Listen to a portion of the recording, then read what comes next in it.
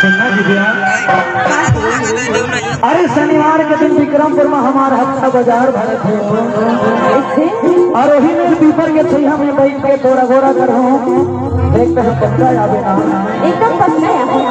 देख हमारी झंड मार दो बाबा ये इंतजार के घड़ी है बड़ कठिन जना थे बड़ भारी जना थे भाई देखरे वर्तो कथा मोरे नाम हवे लक्ष्मी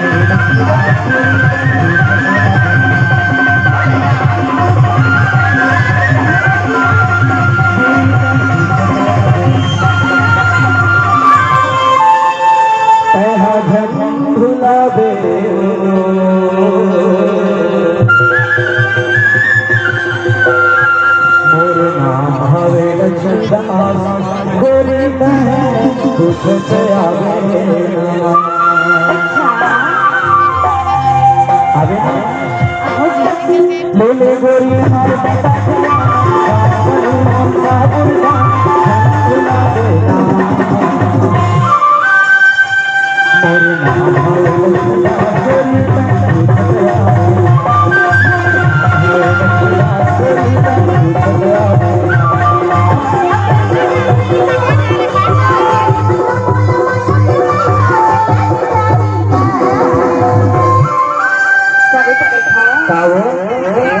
What?